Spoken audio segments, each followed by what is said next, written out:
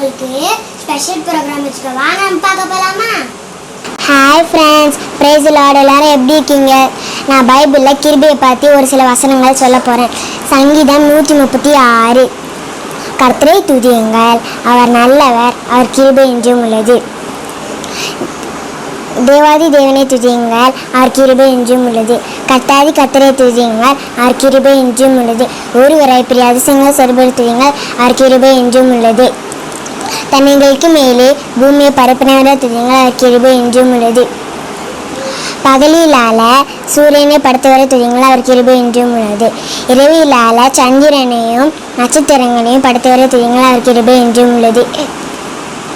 பெரிய சுடர்களை உண்டாக்கினார் துதியுங்கள், அவர் கிருபை என்றும் உள்ளது. எகிப்தியரோட தலட்சங்களை சங்கரித்தவரை துதியுங்கள், அவர் கிருபை என்றும் உள்ளது.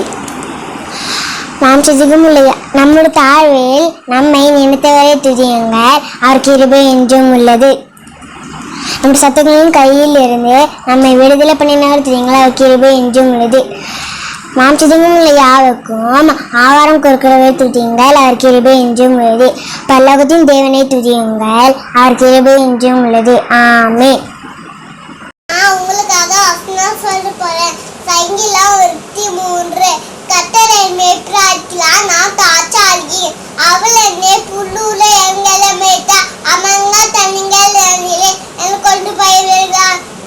அவர் என்னை ஆத்மாவை தேர்த்தி தகவல நாம் திறந்தோம்.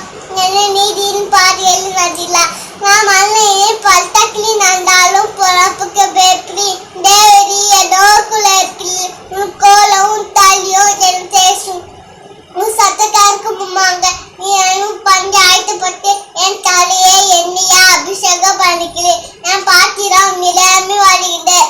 என் ஜீவன் நல்லா நம்மையும் கிருபையும் வந்தாலும் நான் கர்த்தரோட வீட்டில் நீட்டு நல்லா நிற்பேன். ஆமென். சோத்திரம். ஹாய் ஜோயல், ஹாய், எப்படி இருக்கீங்க? நல்லா இருக்கேன். உங்களுக்கு ஏசப்பா பாட்டெல்லாம் ரொம்ப பிடிக்குமா? பிடிக்கும். ஏதாவது பாட்டு பாடுறீங்களா? உங்களுக்கு பிடிச்ச பாட்டு பாடுங்க. நீங்க இல்லாம வாழ முடியாதியா, உங்க கிருபை இல்லாம வாழ தெரியாதியா. நேசரே என் எஜமானிரே, நேசரே என் துணையானிலே, நீங்க இல்லாம வாழ முடியாதியா, உங்க கிருபை இல்லாம வாழ தெரியாதியா. நேசரே நீ நிஜமானிரே, நேசரே என் துணையானிலே, நீங்க இல்லாம வாழ முடியாதியா, உங்க கிருபை இல்லாம வாழ தெரியாதியா. நேசரே என் எஜமானிரே, நேசரே கலையில கிருபையும் மலையில மகிமையும் தருகின்ற நல்ல தேவவே, மலையில மகிமையும். பாடுங்க, அவ்வளோதானா? வெரி குட், சூப்பராக பாடினீங்க. God bless you. தேங்க்யூ. இப்போ நம்ம ஒரு ஸ்கிட் பார்க்கலாமா?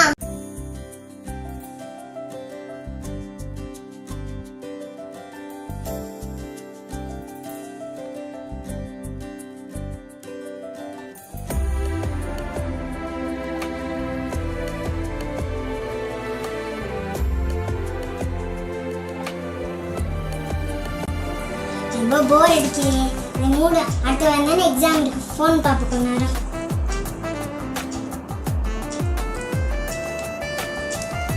யூடியூப் போகலாம், ஏதாச்சும் சினிமா பாட்டு வந்து பார்க்கலாம்.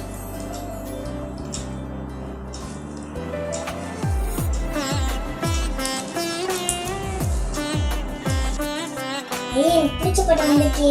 சரி, நம்ம இது போடுவோம்.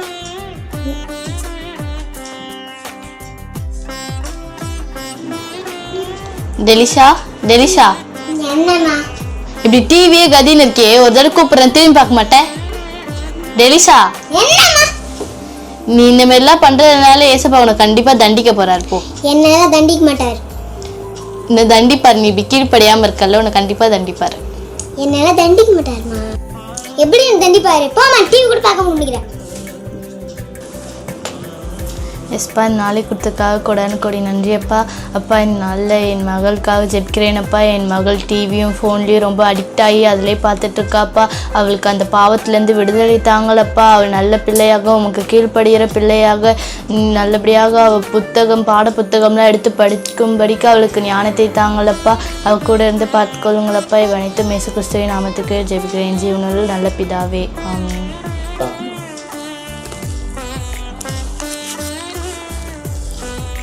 கிருபையினாலும் சத்தியத்தினாலும் பாவம் நிவர்த்தியாகும். கர்த்தருக்கு பயப்படுகிறதுனால் மனுஷன் தீமையை விட்டு விலகுவார்கள். நீதிமொழிகள் 16:6. Good morning students. Good morning sir. இன்னைக்கு உங்களுக்கு ஆஃப் இயர்லி மார்க்ஸ் வந்திருக்கு, ப்ரோக்ரஸ் கார்டு. நான் ஒருத்தர் பேராக சொல்கிறேன், வந்து வாங்கிக்கோங்க. டெலிஷா, இதான் ப்ரோக்ரஸ் கார்டு. எப்பவுமே எல்லா எக்ஸாம்லையும் பாஸ் ஆக, இப்போ எல்லாத்துலேயுமே ஃபெயிலு. உங்கள் அப்பா அம்மா நாளைக்கா வர சொல்லு. Okay sir. என்னது இது? Progress card. ஏன் மார்க்ஸ்லாம் இவ்வளோ கம்மியாக எடுத்திருக்க? ஃபெயில் வேறு ஆயிருக்க எல்லா சப்ஜெக்ட்லேயும். ஒழுங்காக படிக்க வேண்டிய நேரத்தில் படிக்காமல் டிவியும் மொபைலையும் பார்த்ததுனால தானே இவ்வளோ மார்க் கம்மியாக எடுத்துருந்துருக்க. உங்கள் அப்பா வெளியே போயிருக்காரு, நான் வரட்டும், நாளைக்கு சொல்கிறேன். ஆமாம், சொல்லாதம்மா, மகிழ்ச்சிம்மா. என்ன ஏசப்பா கீழ் படிஞ்சும் நீ நடக்காதனால தான் இப்படி ஃபெயில் மார்க்ஸ் வாங்கியிருக்க. இனிமேல் நான் அங்கே படிக்கிறேம்மா. அன்புள்ள ஏசப்பா, ஏசப்பா நான் மனுஷன் ஏசப்பா. நான் ஃபோன் பார்க்க அடிமையாயிட்டேன், டிவி பக்கமாக அடிமையாயிட்டேன். அப்பா அம்மா சொல்கிற பேச்சு கீழ் பண்ண ஏசப்பா. இனிமேட்டு நான் அப்பா அம்மா சொல்கிற பேச்செல்லாம் கீழ் பண்ணுறேன் ஏசப்பா. உங்கள் பிள்ளையா நடந்துக்கிறேன் ஏசப்பா. ஆமென். மகளே மகளே யார் என்ன கூப்பிட்றா? மகளே மகளே, என்னை யாருன்னு தெரியுதா? நான் தான் உன் தேவனாகிய கர்த்தர். இது கனவா நிஜமா? நீங்க பார்க்க வந்திருக்கீங்க? மகளே, நீ என்கிட்ட மன்னிப்பு கேட்டதுனால நான் உன்னை மனதிறங்கி உன்னை தேடி வந்திருக்கேன்.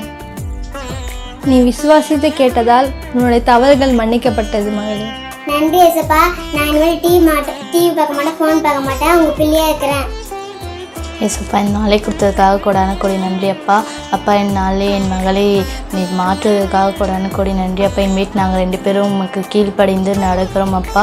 உண்மையை பின்பற்றுகிறோம் அப்பா. இவ் அனைத்தும் இயேசு கிறிஸ்துவின் நாமத்துக்கு ஜெபிக்கிறேன் ஜீவனுள்ள நல்ல பிதாவே, ஆமென். இந்த ஸ்கிட்டை நீங்கள் பார்த்துருப்பீங்க. இந்த மாரி டிவிலையும் ஃபோன்லேயும் அடிக்ட் ஆகி இருக்கிறது இந்த பாவத்தினால எப்படி நாங்கள் வந்துட்டு ஏசப்பாக்கிட்ட ஜெபிச்சு நாங்கள் இப்போ எப்படி நல்லபடியாக இருக்கிறோமோ, என் பாவம்லாம் மன்னிச்சு ஏசப்பா கூட அதே போல் நீங்களும் உங்கள் பாவத்தை எல்லாம் ஏசப்பாக்கிட்ட மன்னிப்பு கேட்டு ஜெபம் பண்ணி நீங்களும் இதுலேருந்து விலகி உயருங்க. நன்றி.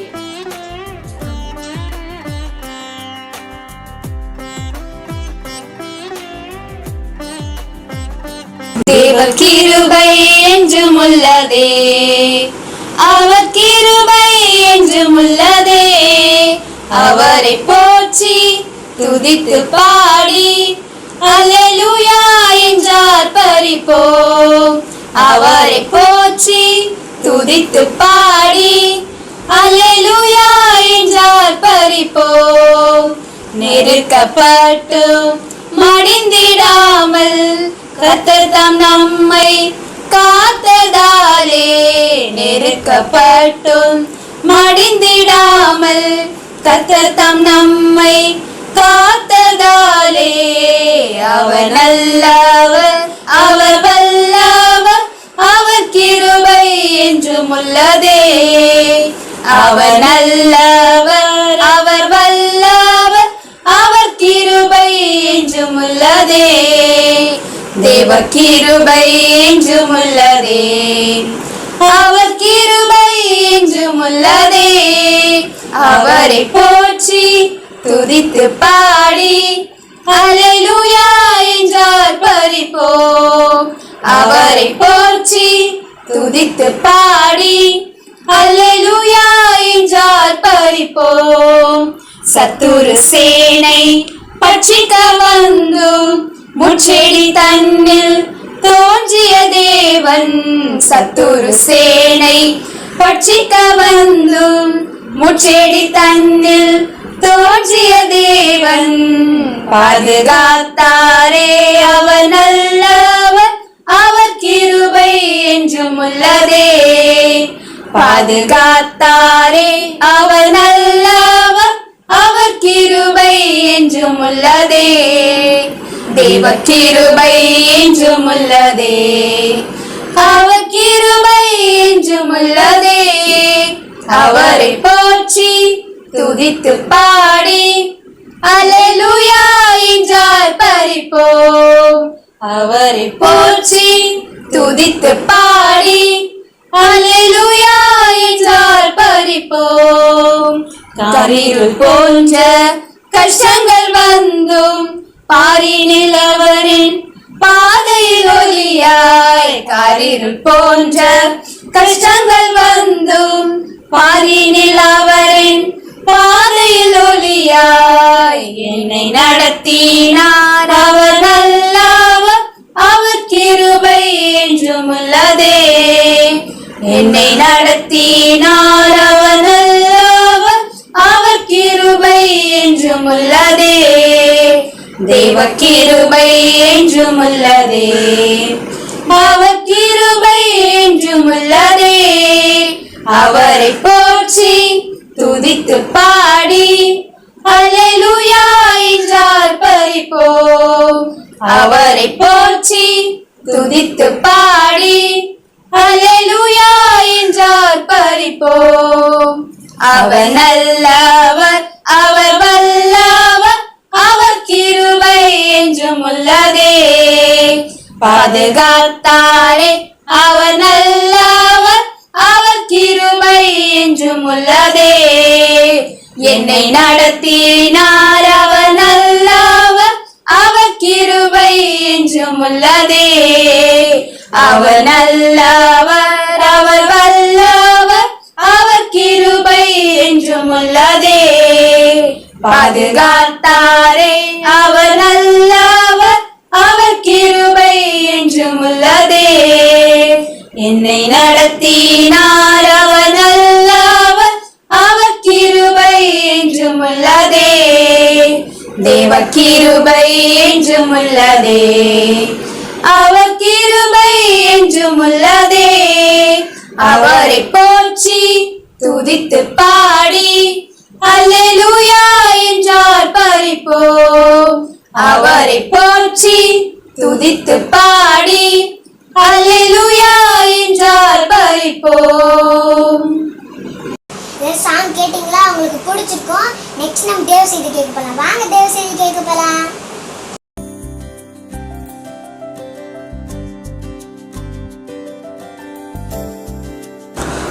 கர்த்தருடைய பெரிதான கிருபைக்காக ஸ்தோத்திரங்கள். இப்பொழுது கூட கிருபையை குறித்தான ஒரு செய்தியை உங்களோடு கூட பகிர்ந்து கொள்ளும்படி வந்திருக்கிறேன். இந்த கிருபை என்ற வார்த்தைக்கு அர்த்தம் என்னவென்று சொன்னால், தகுதியற்ற ஒரு மனிதனுக்கு கர்த்தர் காண்பிக்கின்ற இரக்கம் வைக்கிற ஒரு தயவு தான் கிருபை. ஒருத்தருக்கு தகுதியே இருக்காது, ஆனால் அவன் தகுதிக்கு மிஞ்சின ஒரு செயலை, அவன் தகுதிக்கு மிஞ்சின ஒரு காரியத்தை கர்த்தர் அவனுடைய வாழ்க்கையில் செய்ய பண்ணுறாரு பார்த்தீங்களா? அதுதான் கர்த்தர் காண்பிக்கின்ற ஒரு தயை, கிருபை என்று சொல்லப்படுது. சரி, வேதத்தில் இந்த கிருபை என்ற வார்த்தை முதலாக எங்கே வந்திருக்குன்னு நம்ம பார்க்கலாமா? வேதத்தில் முதல்ல இந்த கிருபை என்ற வார்த்தை ஆதியாகமம் 6ஆம் அதிகாரம் 8ஆம் வசனத்தில் சரியாக போடப்பட்டிருக்கு. நோவாவுக்கோ கர்த்தருடைய கண்களில் என்ன கிடைச்சுதான்? கிருபை கிடைச்சது. எடுத்து வாசிக்கலாமா? ஆதியாகமம் 6ஆம் அதிகாரம் 8ஆம் வசனம், நோவாவுக்கோ கர்த்தருடைய கண்களில் கிருபை கிடைத்தது. அப்போ நோவா வாழ்ந்த காலத்துல வசனம் இப்படியாக சொல்லப்படுது, மனுஷருடைய அக்கிரமம் பூமியில பெருகினது என்றும் அவன் இருதயத்தின் நினைவுகளின் தோற்றமெல்லாம் நித்தமும் பொல்லாததே என்று கர்த்தர் கண்டு. பாருங்க, தேவன் மனுஷனை பார்க்குறாங்க. அந்த நோவா காலத்துல வாழ்ந்த ஜனங்களுடைய அக்கிரமம் பெரிதா இருந்துச்சான். வசனம் போடப்பட்டிருக்கு, அவர்கள் இருதயத்தின் நினைவு தோற்றம் நித்தமும் எப்பவுமே பொல்லாத சிந்தனை தான், பொல்லாத எண்ணம், பொல்லாத யோசனை, இப்படிதான் அவனுடைய வாழ்க்கை இருந்துச்சு. கர்த்தர் இந்த ஜனத்தை ஏன் தான், இந்த மனுஷனை ஏன் தான் உண்டாக்கணும் என்று சொல்லி மனஸ்தாபப்பட்டார். அவர் இருதயம் விசனப்பட்டுதான். அப்படியே கர்த்தருடைய கண்கள் அப்படியே பார்த்துக்கிட்டே வருது. ஆனா ஒரு மனிதனை பார்க்கிறாரு. அவன் பேர் யாரு? நோவா. நோவா எப்படி இருந்தாரா? அந்த வாழ்ந்த காலத்துல நீதிமானாய், உத்தமனாய், தேவனோடு கூட சஞ்சரிக்கிறவராய் நோவா காணப்பட்டார். அதனால தான் கர்த்தருடைய கண்கள் நோவாவின் மேல கிருபையாய் கிடைத்தது. பாருங்களேன், நோவா வாழ்க்கையில கர்த்தர் கொடுத்த கிருபையை எப்படி நோவா பயன்படுத்தி கொண்டார். இன்றைக்கு எதை குறித்து நம்ம தியானிக்க போறோம் தெரியுமா? கர்த்தர் கிருபையை எல்லாருக்குமே கொடுக்கிறாரு. பெற்றுக்கொண்ட கிருபையை நாம் எப்படி பயன்படுத்துகிறோம் நம்முடைய வாழ்க்கையில, அதை குறித்து உங்களோடு கூட நான் தியானிக்க விரும்புகிறேன். ஒரு சில வேதத்துல இருந்த ஒரு சில கதாபாத்திரங்களை நான் உங்களுக்கு காண்பிக்க போகிறேன். அப்புறம் நம்ம எப்படி கிருபையை காத்துக்கொள்ள வேண்டும் சொல்லி நம்ம வர நேரத்தில் பார்க்க போறோம். இப்போ ஒரு நாம் பார்க்க போறோம், இந்த நோவா கர்த்தர் தந்த கிருபையை முதலாவதாக விசுவாசத்தோடு பெற்றுக்கொண்டார். முதல்ல என்ன பண்ணாருன்னா, கர்த்தர் சொல்றாரு, இந்த பூமியில வாழ்ந்த ஜனங்கள் எல்லாமே ரொம்பவும் சீர்கேட்டா இருக்கிறாங்க, அவங்க யோசனை எல்லாமே நித்தமும் பொல்லாததா இருக்கு. ஆனா நீ மட்டும்தான் என்னுடைய பார்வையில உண்மையா இருந்த, நீதியா இருந்த, உத்தமனா இருந்த, தேவனோட சஞ்சரிக்கிறவனா இருந்த. அப்போ உனக்கு என்னுடைய கிருபை கிடைத்தது மகனேன்னு சொல்றாரு.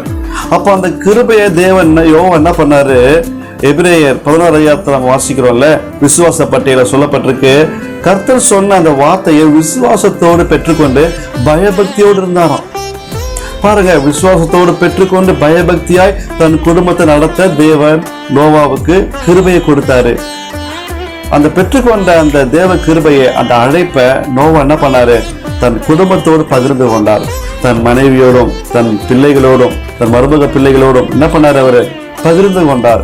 இந்த மாதிரி காரியங்கள் நடக்க போதுன்னு கர்த்தர் சொன்னாரு, அதனால நாம் ஆயத்தப்படணும்னு சொல்லிட்டு என்ன பண்ணாரு, தன் குடும்பத்துக்கு அந்த அழைப்பை சேர்த்து கொண்டார். அப்போ அது 8 பேர் கொண்ட குடும்பம், 8 பேர் கொண்ட அந்த ஒரு குடும்பம் என்ன பண்றாங்கன்னா, வருகிற தேவ கோபத்துக்கு தப்பிக்கொள்ளும்படிக்கு அவங்க என்ன பண்றாங்க, தேவன் சொன்னபடி எல்லாம் செய்ய தன்னை அர்ப்பணிக்கிறாங்க. அவர் தந்த கிருபையை காத்துக்கொள்ள முயற்சி பண்றாங்க. பாருங்க, இந்த காரியத்தை நான் கொஞ்சம் விவரித்து கொஞ்சம் யோசிச்சு பாருங்களேன். நோவா அந்த நாட்கள்ல எத்தனையோ லட்சக்கணக்கான ஜனங்கள் வாழ்ந்திருக்கலாம், பக்கத்துல எவ்வளோ வீடுகள் இருந்திருக்கலாம். அப்போ வசனம் போட்டிருக்கல, அவங்க எண்ணங்கள்ல சுத்தம் நித்தமும் பொல்லாதுதான். எப்ப பார்த்தாலும் பொல்லாத சிந்தனை, பொல்லாத எண்ணங்கள், எப்படிலாம் வாழ்ந்தாங்கன்னு விதத்துல பதிவு பண்ணப்படல. அது ரொம்ப கேவலமா இருந்திருக்கலாம் எனக்கு தெரிஞ்சு. அப்படிப்பட்ட சூழ்நிலையில இந்த குடும்பம் மட்டும் தன்னை கரை இல்லாம, பிழை இல்லாம, அந்த ஜனத்தோடு சேராம, கர்த்தருக்கு பயந்து அந்த கிருபையை பெற்றுக்கொண்ட கிருபையை எந்த ஒரு காம விகாரத்துக்கோ பயன்படுத்தாதபடிக்கு, உலக அசுத்தங்களுக்கு பயன்படுத்தாதபடிக்கு, கர்த்தருக்கு பயப்படுற பயத்தை அந்த கிருபையை பெற்றுக்கொண்டு செஞ்சாகலாம். ஆண்டவர் அந்த கிருபையை கொடுத்திருக்கிறார்ல, அதை என்ன பண்ணாங்க, பயபக்தியோடு காத்து கொண்டாகலாம். அதுதான் கவனிக்க வேண்டிய ஒரு விஷயம். அவங்க என்ன பண்ணாங்க, காத்துக்கொண்டு தேவ சித்தத்தை நிறைவேற்றி முடித்தாங்க. அப்போ அந்த 8 பேர் காப்பாற்றப்பட்டாங்க. மொத்த ஜனங்கள் எல்லாம் ஜலப்பிரளயத்துல அழிந்து போனாங்க. அப்போ இன்றைக்கு ஒரு நபரை நம்ம பார்த்திருக்கிறோம். அப்போ வேதத்துல இன்னும் இந்த தேவன் இந்த கிருபையை இழந்து போன மற்ற கதாபாத்திரங்களை பார்க்கலாமா? கர்த்தர் கொடுத்த கிருபையை வீணாக கழித்த நபர்கள் யார் யார் தெரியுமா? சிம்சோனை பத்தி நல்லா தெரியும். சிம்சோன் பிறப்பதுக்கு முன்பதாகவே அவரை குறித்தான ஒரு தரிசனம் உண்டாச்சு. கர்த்தர் பேசுறாங்க. அவர் என்ன பண்ணாங்க, சிம்சோனுக்கு ஒரு அழைப்பு கர்த்தர் விடுவித்தார். அப்புறம் அவனுக்கு ஒரு பலனை கொடுத்தார் கிருபையாக. அவனுக்கு கொடுக்கப்பட்ட அழைப்பு, அவனுக்கு கொடுக்கப்பட்ட கிருபையை அவன் எதனால இழந்தான் தெரியுமா? நமக்கு எல்லாமே தெரியும். இச்சையினால கர்த்தர் தந்த கிருபையை அவன் இழந்து போனான், அழைப்பை இழந்து போனான். ஆனாலும் கர்த்தர் அவனை கிருபையாய் பலப்படுத்துறபடியால அவன் நிறைய காரியங்களை பயங்கரமா செய்யறான். ஆனா அவன் செய்த காரியங்கள் எல்லாமே பார்த்தீங்கன்னா அவனுடைய சுயத்துக்காக தான் செய்திருப்பானே தவிர கர்த்தருடைய அழைப்பு கண்டு செய்ததாக சொல்லப்படுற வேதத்தில் எங்கேயுமே. நல்லா நுணுக்கமா படிச்சு பாருங்களேன். சித்தத்தை மீறி தன்னை காப்பாற்றிக் கொள்ளவும், தன்னை அழிக்காதபடிக்கு தன்னை காப்பாற்றிக் கொள்ளவும், இப்படிதான் கிருபையை அவன் விருதாவாய் கழித்து விட்டான். கடைசியில் என்ன நடந்ததுன்னு தெரியும். கண்கள் பிடுங்கப்பட்டவனாக, பலன் இழந்தவனாக, கைவிடப்பட்ட நிலைமையில எவ்வளவு மோசமான பரிதாபமான நிலைமையா சிம்சோனுக்கு இருந்தது. கிருபையை அவர் வீணாக கழித்தார், வீணாக மாற்றினார், வீணாக போட்டுவிட்டார். அடுத்து 2வதாக சவுல் கர்த்தரால அபிஷேகம் பண்ணப்பட்டவர், இஸ்ரவேல் ராஜாவாக எண்ணப்பட்டவர். அவருக்கு மேல ஒரு அபிஷேகம் இருந்தது, ராஜரீகம் இருந்துச்சு, அதிகாரம் இருந்தது. இதெல்லாம் கர்த்தர் அவனுக்கு கொடுத்த கிருபை. ஆனாலும் அந்த கிருபைய சவுல் என்ன பண்ணாரு, தாவீதின் மேல பொறாமையினால அந்த கிருபையெல்லாம் இழந்து போனவராய் காணப்பட்டார். அழைத்த அழைப்புக்கு ஒரு பாத்திரமான நடந்து கொள்ளல, கிருபையை போக்கடித்தார், கிருபையை வீணாக கழித்தார். கடைசியில் அந்த கிருபையை இழந்தும் போனார். மூன்றாவதாக யூதாஸ் காரியோத்து. 12 பேர் அழைக்கப்பட்டாங்க. அதுல யூதாஸ் காரியத்தை பற்றி பார்ப்போம்னா, யூதாஸ் காரியோத்து பண ஆசையும் பொருளாசையும் உடையவனா இருந்தது என்று வேதத்தில் சொல்லப்பட்டிருக்கு. அவனுக்குள்ள ஒரு ஆசை, அவங்ககிட்ட தான் ஒரு பெரிய ஒரு பண பை, இந்த மாதிரி ஒரு பொறுப்பான பண விஷயத்துக்கான ஒரு பெரிய பொறுப்பை கர்த்தர் கொடுத்திருந்தார். காணிக்கையெல்லாம் அவர் தான் பொறுப்பை வச்சுட்டு இருப்பாரு. இப்படி அந்த ஒரு பண ஆசை பொருள் ஆசை அவரை இச்சிச்சதுனால கர்த்தர் அந்த கிருபை, அந்த அப்போஸ்தல அழைப்பை அவர் இழந்து போனார். கடைசியோட நிலைமை நமக்கு தெரியும், அவர் நாண்டு கொண்டு செத்தான். இப்படியாக கிருபையை, கர்த்தர் கிருபையை வீணாக கழிக்கப்பட்டவங்க நிறைய பேர் நம்ம பார்க்க முடியும். இன்றைக்கு கர்த்தர் நமக்கு கொடுத்த கிருபையை நாம் எப்படி பாதுகாத்து கொண்டிருக்கிறோம்? கர்த்தர் நமக்கு என்னென்ன ஆசீர்வாதத்தை கொடுத்தாரு நமக்கு தெரியல. கர்த்தருடைய கிருபையின் ஆசீர்வாதங்கள் என்ன தெரியுமா? ரட்சிப்பு. அது கிருபையினால் நம்ம பெற்றுக்கொள்கிறோம். அப்போ ஒரு மனிதன், நான் ஒரு பாவி ஆண்டவரே, இயேசு கிறிஸ்து ரத்தத்தினால் என் பாவம் கழுவப்படுது, இயேசு கிறிஸ்து அவர் ரத்தத்தினால் என்னை மீட்டு கொண்டார் என்று சொல்லி தன்னை ஒப்பு கொடுக்கிறான். பார்த்தீங்களா? ஒப்பு கொடுத்து கர்த்தர் சமூகத்துல காத்திருக்கும் பொழுது கர்த்தர் அவன் எடுக்கிற அந்த உருக்கமான விண்ணப்பம், பாவ அறிக்கையை கேட்டு மனதுருகி அவன் மேல கிருபையாய் இறங்கி அவனை ரட்சிக்கிறாரு. ஆமென். அந்த இரக்கம், அந்த அன்பு, தேவ கிருபை அவன் இறங்காதபடியாக தான் அவன் ரட்சிக்கப்படுறான். அப்போ முதலாவதாக நமக்குள்ள வந்தது என்ன தெரியுமா? ரட்சிப்பாகிய கிருபை நம்ம பெற்றுக்கொண்டோம். அதற்கப்புறம் ரட்சிக்கப்பட்ட பிறகு நமக்கு ஒரு அதிகாரத்தை கர்த்தர் கொடுக்கிறார். என்ன ஒரு அதிகாரம்? பிள்ளை என்கின்ற ஒரு அதிகாரம். எடுத்து வாசிக்கலாம். நம்ம யோவான் 1ஆம் அதிகாரம் 12ஆம் வசனம். பிள்ளை என்ற அதிகாரத்தை கர்த்தர் நமக்கு கிருபையாய் தந்துள்ளார். ஆமென். நம்ம ரட்சிக்கப்பட்ட உடனே அப்பா பிதாவு என்று கூப்பிடத்தக்கதான புத்திர சுவிகாரத்தின் ஆவியை நம்ம பெற்றுக்கொண்டிருக்கிறோம். அப்போ பாவத்தில் இருக்கும்பொழுது கர்த்தர் விட்டு நம்ம தூரமாய் போயிருந்தோம். பாவம் செய்யும் போது ஜெபிக்க தோணாது, வேதம் வாசிக்க தோணாது, உலக சிற்றின்பத்துக்கு அடிமையா இருப்போம். ஆனா ரட்சிப்பை பெற்றுக்கொண்ட பிறகோ அது தேவ கிருபை நம்ம மேல வந்து இறங்கின பிற்பாடு நம்முடைய வாழ்க்கையில ஒரு மாற்றம். அப்பா கிட்ட பேசணும், அப்பா கூட நேரத்தை செலவிடணும், ஒரு இறுதியை வாஞ்சிக்குது. பார்த்தீங்களா? அதுதான் ரட்சிப்புக்கான ஒரு அடையாளம். அப்படிப்பட்ட அடையாளத்தை நீங்க பெற்றுக்கொண்டு இருக்கிறீங்களா? பாவ மன்னிப்பு நிச்சயத்தை பெற்றுக்கொண்டீங்களா? கர்த்தருடைய கிருபையை பெற்றுக்கொண்டு இருக்கிறீங்களா? நோவா தான் வாழ்ந்த காலத்துல அவர் நீதியை பிரசங்கித்தார் என்று சொல்லப்பட்டிருக்கு. இன்னைக்கு நம்ம தேடி நிறைய பிரசங்கங்கள் வந்துட்டு இருக்கு. நிறைய கர்த்தர் பல வழியில நம்மளோட பேசுறாரு. எதுக்காக?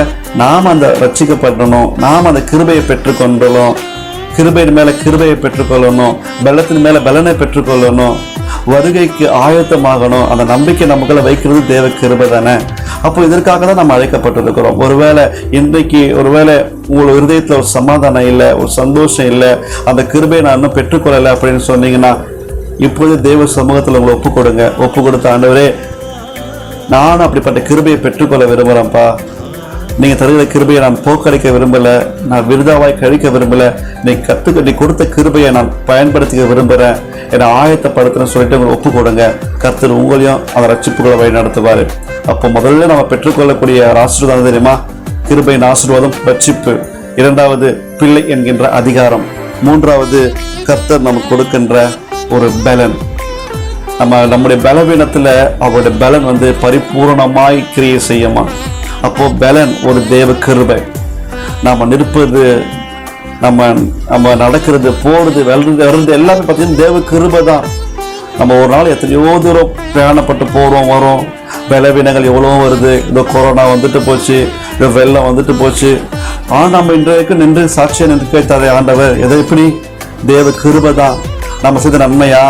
நன்மை செஞ்சிருக்கிறோமா? ஆனா பாருங்க, கர்த்தர் நம்ம கிருபையாய் தாங்குறாரு. எத்தனையோ லட்சக்கணக்கான ஜனங்கள் இந்த கொரோனாவால் கொலை நோயால் அழிக்கப்பட்டாங்களே. ஆனா இன்றைக்கும் பாருங்க, நம்ம கர்த்தர் நம்மளை பாதுகாக்கிறாங்க. நோய்க்கு நம்மளை வர விடாதபடிக்கு பாதுகாத்தது தேவ கிருபை. எத்தனையோ வாகனத்துல போறோம் வரோம், எத்தனையோ இடங்கள்ல பூகம்பம் வருது, எத்தனையோ அழிவுகளை பார்க்கிறோமே. ஆனா இன்றைக்கு கர்த்தர் நம்மளை கிருபையாய் வைத்திருக்கிறார். எதற்காக? அவருடைய நாமத்தை சொல்ல, மற்றவர்களுக்கு கிருபையாய் கர்த்தர் இந்த கொடுத்த வாழ்க்கையை நம்ம சொல்றதுக்கு தான் நம்ம இங்கே அழைக்கப்பட்டிருக்கிறோம். அப்போ கர்த்தர் நம்ம கையில ஊழியத்தையும் கொடுப்பார்.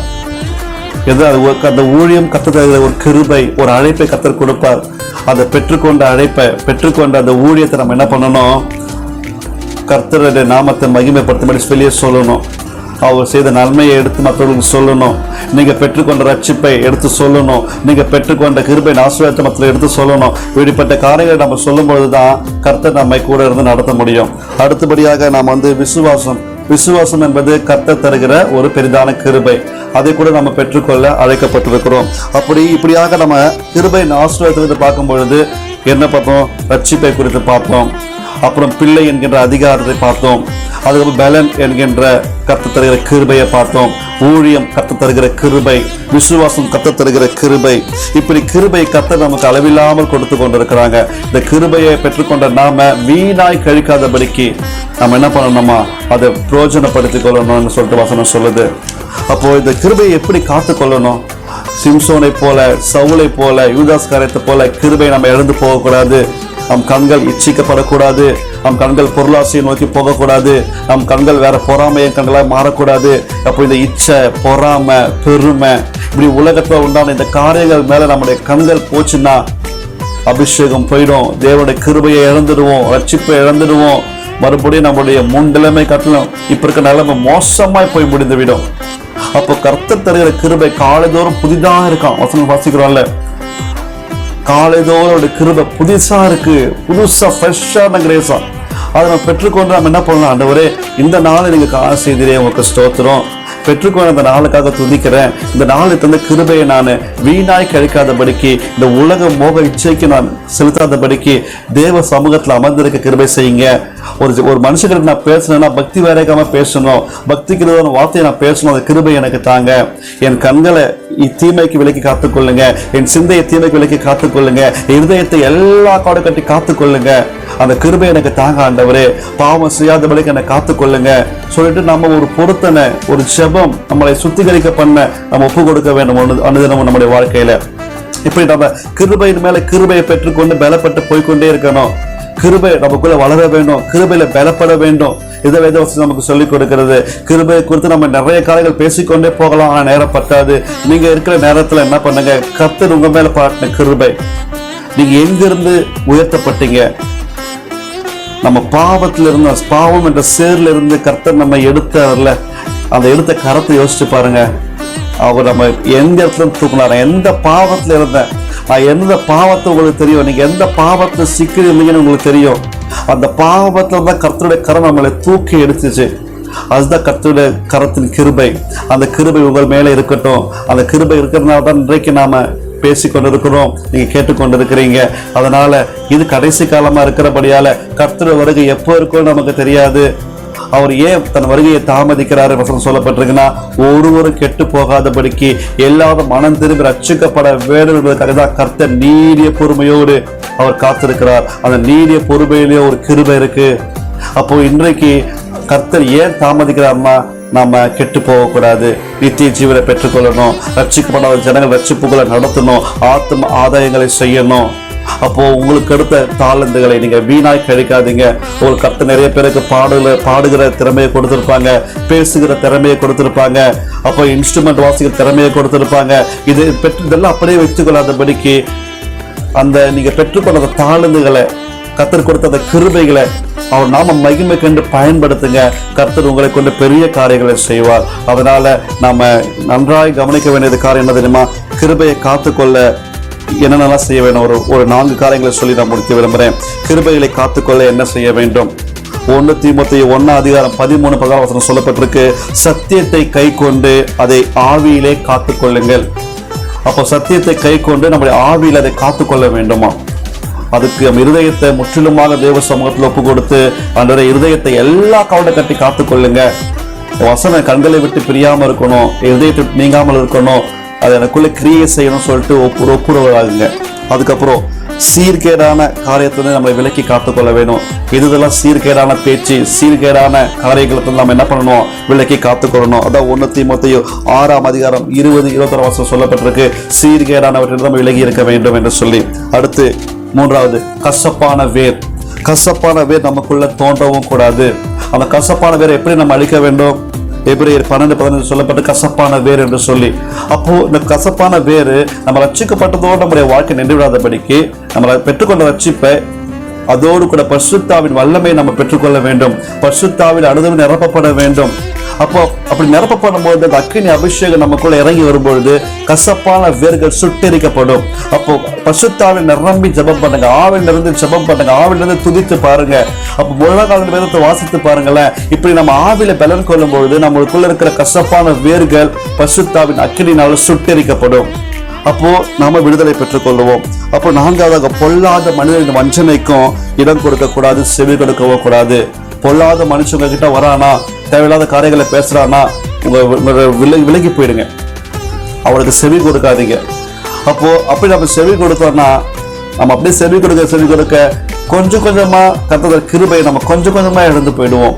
அதனால ஒவ்வொரு நாளும் நம்ம இரவுல படுக்கும் பொழுது இன்றைக்கு நான் கர்த்தருக்கு பிரியமான காரியத்தை செஞ்சேன்னா அவர் இன்னைக்கு தந்த கிருபையை நான் ஒழுங்கா பயன்படுத்துறேன். நான் எப்பவுமே சொல்லுவேன், கர்த்தர் ஒவ்வொரு நாளும் நமக்கு ஒவ்வொரு கிஃப்டை தராரு. அந்த கிஃப்ட் தான் தெரியுமா, அது 24 மணி நேரம். அதுதான் கிருபை என்று நான் சொல்லுவேன் எப்பவுமே. அது ஒரு கிஃப்ட். அந்த பெற்றுக்கொண்ட கிஃப்ட்டுக்கு நம்ம என்ன பண்ணணும், உங்ககிட்ட ஒருத்தர் வந்து கிஃப்ட் கொடுக்காருன்னு என்ன சொல்லுவீங்க, உடனே தேங்க்ஸ் சொல்லுவீங்க. யார் உங்களுக்கு கிஃப்ட் கொடுப்பா? உங்களை நேசிக்கிறவங்க, உங்களை அன்பாக கிஃப்ட் கொடுக்க முடியும். அப்போ ஆண்டவர் பாருங்களா, ஒவ்வொரு நாளும் நம்மளுக்கு விழிக்க செய்து ஒரு நேரத்தை கொடுக்குறாரு. இந்த மகனை இந்த நாளை உங்களுக்கு நான் கொடுக்குறேன். அப்போ கொடுக்கும்போது நம்ம என்ன பண்ணணும், வாங்கி வச்சுக்கிட்டு உலகத்துக்கு ஓடனா எப்போ பார்த்தாலும் வேலை செஞ்சு உலகம், சிற்றின்பம், மோகம், இச்சை இப்படியே போய் கொண்டுதானா அப்போ அவர் கொடுத்த அந்த கிருபைக்கு ஒரு வேல்யூ இல்லாம போயிடும். அவர் கொடுத்த அந்த கிஃப்ட்டை நம்ம தூக்கி போடுறது சம்பந்தமா இருக்கு. அது எவ்வளவு வேதனையா இருக்கும்ல. அப்போ நீங்க ஒருத்தர் உங்களுக்கு பிடிச்ச ஒரு கிஃப்ட் கொடுக்குறீங்க, அவங்க அப்படியே வாங்கிட்டு ஒரு கண்ணால் தூக்கி போட்டாங்கன்னா உங்களுக்கு மறுத்துக்கிறது எப்படி இருக்கும்ல. நான் அன்பா ஒரு கிஃப்ட்டை கொடுத்தேன், ஆனால் இவங்க உதாசீனப்படுத்திட்டாங்களே சொல்லிட்டு அவங்க மனசு வேதனைப்படும். நம்ம கர்த்தரை நம்ம நோகரிக்க கூடாது.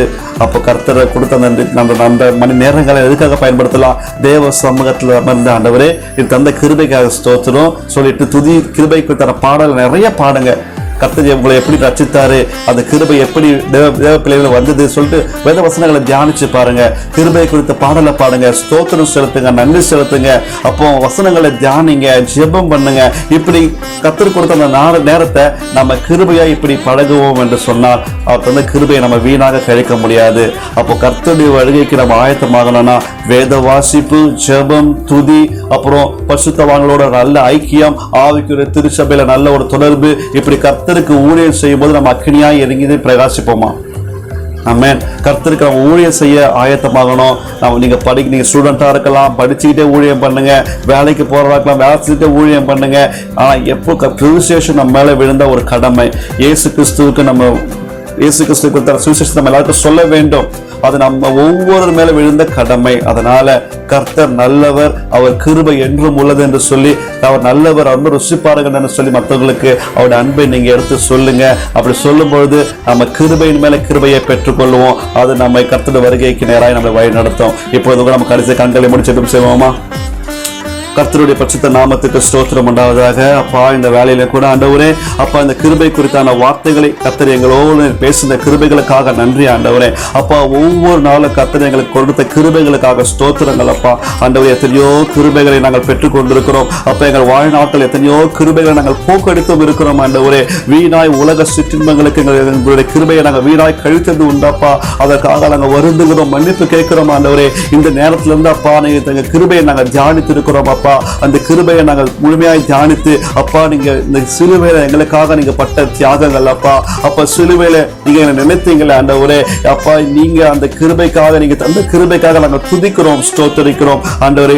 இந்த செய்தி கேட்டுக்கொண்டிருக்கிற ஒவ்வொரு மேலும் தேவ கிருபை வந்து அமரும்படியாய் நாங்கள் செபிக்கிறோம். அவங்க எந்த சூழ்நிலை இருந்தாலும் சரி அப்பா, பலவீனமா இருந்தாலும் சரி, போராட்டமா இருந்தாலும் சரி, எந்த ஒரு சூழ்நிலை இருந்தாலும் அப்பா உங்களுடைய உன்னதமான கிருபை, தேவ கிருபை அவங்க மேல மத்தியில வந்து அமரும்படியாக செபிக்கிறேன். கர்த்தாவே உம்முடைய கண்களில் அப்பா எங்களுக்கு கிருபையும் இரக்கமும் தயவும் அன்பும் உண்டாகும்படியாக நாங்கள் செபிக்கிறோம். கர்த்தாவே உம்முடைய வருகைக்கு என்று எங்களை ஆயத்தப்படுத்துங்க அப்பா.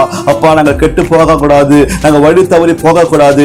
தேவ கிருபையை பெற்றுக்கொண்டு அதை பிரயோஜனப்படுத்திக் கொள்ள பரிசுத்த ஆவியானவர் எங்களுக்கு உதவி செய்யும்படியாக நாங்கள் செபிக்கிறோம். ஆண்டவரே உம்முடைய கரத்துல அப்பா எங்களுடைய நாட்களை ஒப்பு கொடுக்கிறோம். நாங்கள் நீதி இந்த பூமியில எவ்வளவு காலம் வாழ்ங்களுக்கு தெரியாதப்பா, வாழுகிற எல்லா நாட்களிலும் நீர் தருகிற கிருபையை நாங்கள் பயபக்தியாய் பெற்றுக்கொண்டு நீர் தேவ சித்தத்தை பெற்றுக்கொண்டவர்களாக அப்பா நாங்கள் சீராய் ஓட ஞானமாய் நடக்க எங்களை அர்ப்பணிக்கிறோம். கர்த்தர் இப்படி கொடுத்த நல்ல வாய்ப்புக்காக உண்மை நான் துதிக்கிறேன், ஸ்தோத்திரிக்கிறேன். அப்பா இந்த ஜெபத்துல கலந்து கொண்டிருக்கிற அப்ப இதை பார்த்து கொண்டிருக்கிற ஒவ்வொரு மேலும் உடைய கிருபை இருப்பதற்காக ஸ்தோத்திரங்கள். உமக்கே நாங்கள் எல்லா துதிகான மகிமையை நாங்கள் செலுத்துகிறோம். இவை அனைத்தையும் மீட்பு ரட்சகருமாகிய இயேசு கிறிஸ்துவின் வல்லமையுள்ள நாமத்தில் செபிக்கிறோம் எங்கள் ஜீவர்கள் நல்ல பிதாவே. ஆமென், ஆமென், ஆமென். கர்த்தர் உங்களை ஆசீர்வதிப்பாராக. கர்த்தருடைய கிருபை என்றென்றைக்கும் உங்களோடு கூட இருப்பதாக. ஆமென்.